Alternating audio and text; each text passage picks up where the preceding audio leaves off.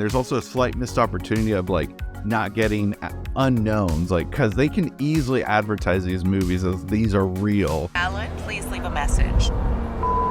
Mom, where are you guys?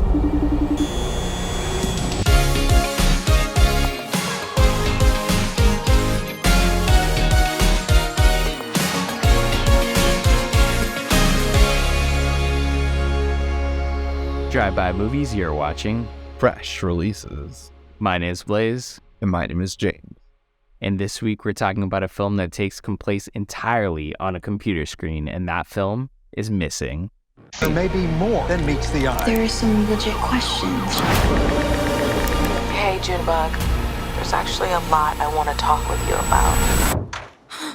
Oh my God, someone's here. Missing is directed by the duo Nicholas Johnson and Will Merrick. It's after her mother goes missing, a young woman tries to find her home using tools available to her online. So this is a spiritual sequel to the movie called Searching, which starred John Cho. Came out a little bit before the pandemic. I think it was a 2018 film, which it was, so a couple of years before the pandemic. But I remember seeing it in theaters and was really impressed with just the style of filmmaking it was. I don't recall too much with it. I remember it was a really interesting story that kept me captivated, just over time and me getting older. I just kind of forgot what happened. But with Missing coming out, I'm now interested in going back to Searching. But before I give my thoughts on which one is better than the other, what are your initial thoughts on Missing? So I haven't seen Searching, so I'm going to give you just the Missing perspective, or the viewer that's only seen Missing, not seen Searching. I didn't search out Searching, I really only searched Missing out. So anyways, but yeah, this is one of those movies that takes place entirely on a computer screen. The producer of this movie does it seems like a decent amount of these, probably like one a year. It's under the program, I guess, Screenlife. And this was one where it seems like I guess it's supposed to be tied to Searching. I'm sure you can get a little bit more into that, but this is one where it's, not a horror movie, but it's entirely like a kind of thriller. It definitely has its moments. There's some moments where I feel like it definitely like goes to jump the shark. Overall, I think it's definitely an entertaining watch. I think I watched this on a computer screen, so I feel like it might have been better than if I watched it in a theater. I feel like these films might not be the best theatrical experience, but watching it on a computer screen was definitely fun. So yeah, I saw Searching actually in theaters, and it honestly didn't feel weird, but while watching it, though, I was like, oh, you know what? I would actually I would prefer being immersed and watching it on a computer. It just sounds fun that way. We've kind of talked about it with like movies like Host and stuff. And yeah, I think like it would have been fun watching this, but I was fine just watching on my, my big 4K TV, I guess, versus, watching on a computer or watching on a screen. There's no proper way to watch a movie like this. I feel like it's just fun overall. But whether there's a connection to this and Searching, that went over my head, because like I said, I don't really remember a whole lot about Searching. I just remember John Cho's daughter goes missing, and with this movie I was expecting the cliche girl gets drunk at a party and then the parents are going to be searching for their daughter. Like, I liked the nice twist on like, no, her adult mother went missing in another country, possibly. Yeah. So I guess the connection, at least on IMDb, said like the trivia was that the TV show that Storm Reed's character June is watching on Netflix is, I guess, based on the Searching movie. Oh, okay. That's interesting. Yeah, no, I did not. That did not ring a bell for me at all. So yeah, that went over my head, but that's funny. It's definitely like a fun little.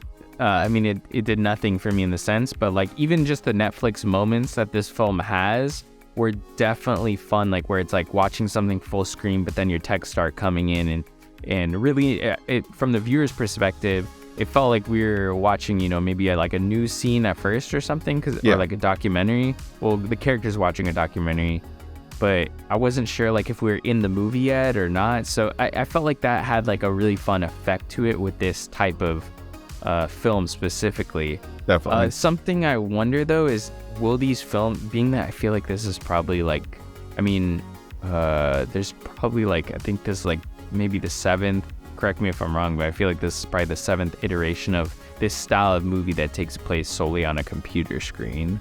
Right. Will we get tired of those, you know? I mean, as long as they're done with the proper story and, you know, give the valid reason for why it's being told on there. I think Searching did it a little better versus this movie. A lot of it involves like phone work and stuff. And so a lot of it, like, I'd be like, I would imagine she's using both her phone and her computer, but we see her mainly use her phone options. Like every app that's on her phone is just conveniently we see on her desktop computer. So we never get the sense of her actually using her phone for the most part. She's just using her laptop the whole time. So that was the only thing that I found like kind of unrealistic. Like most likely she'd be having someone on Skype or FaceTime on her computer while actually physically talking to someone on her phone separately. Like, so, you know, little things like that I'm going to second guess. And also like, I think they need to tone it down for the plot too, compared to this one. Cause I don't remember Searching as being kind of over the top, like Hallmark Channel crazy escalation of just like, no, this happened, and it's just like some of it just felt a little over the top. And there's also a slight missed opportunity of like not getting unknowns, like, because they can easily advertise these movies as these are real, these are like, just get any kid off the street and just say this is a real movie, and that's going to get some fun hype and just people trying to prove it wrong and stuff. Like what happened in the Blair Witch Project style marketing and stuff. I know it's harder to do with today's media with like Letterboxd and IMDb, but just, you know, that would have made it fun by just saying it's based on a true story and stuff. And so yeah, missed opportunity there. And now getting a plot, while I still really enjoyed the movie and I went in baked out of my mind and just like I could not stop watching this movie. I was just like enthralled, but I was just like, okay, this is getting ridiculous. Like yeah. It's definitely one of those movies that I feel like captured almost a couple different markets. It does have that aspect of like being like one of those thrillers that you used to see maybe in like the 90s almost, or like you said, now you're seeing on like Hallmark Channel or Lifetime Channel. But then also, you know, still has that kind of like, it's not found footage, these Screenlife movies, but I feel like they still capture that same kind of vibe that found footage used to capture, being that there's not as many found footage movies made anymore because there was so many bad ones. Right. I feel like we haven't quite reached the part of Screenlife's history where we're getting a ton of bad movies, but I feel like it's only inevitable, at least from my perspective. I feel like it's bound to happen pretty soon. If the next couple kind of do poorly or are just so ridiculous that we'll get there. I feel like it's kind of tedious having something take place solely on a computer screen, but that's why they're going to release one of these movies and it'll take place only on a phone screen. Yeah, like I'm surprised Quibi, was that the name of that app or whatever? Yeah. Like I'm surprised they didn't try to just keep it all that way and stuff, like keep only movies and short films that are all shot from the phone perspective or something. I'm gonna be honest, Quibi is one of those apps that a lot of people didn't try because I think it was only $5 a month, but it still felt like a lot compared to like you could just go on YouTube and that's free, you know. But honestly, a lot of the content, like I think I subscribed to Quibi for like 3 months before it shut down because it was free on T-Mobile. Like with T-Mobile, you could just put in your login details and you get Quibi for free. But a lot of the content they made was actually really well made, but then also they were short, like they're like 5 minutes, so it'd like be perfect if you're, I think it's literally made for when you're on the toilet. I think honestly, like now we scroll through, you know, 57 TikToks while you're taking a shit, but imagine just watching one like legit Quibi show instead of just a grab bag of bullshit on TikTok. I know they claimed it was for if you're on the bus ride to work or something, or like, you know. No, it was only for shit. They should have like really got into the shit humor market. Yeah. I feel like this should have just full send into the shit. You know? Yeah. Make you drop your phone on the toilet from being so surprised by how groundbreaking it is. But yeah, you know, this movie is like, you know, a really fun watch, I'd say, overall. Just I think that there's like a way to capitalize better on marketing these style movies.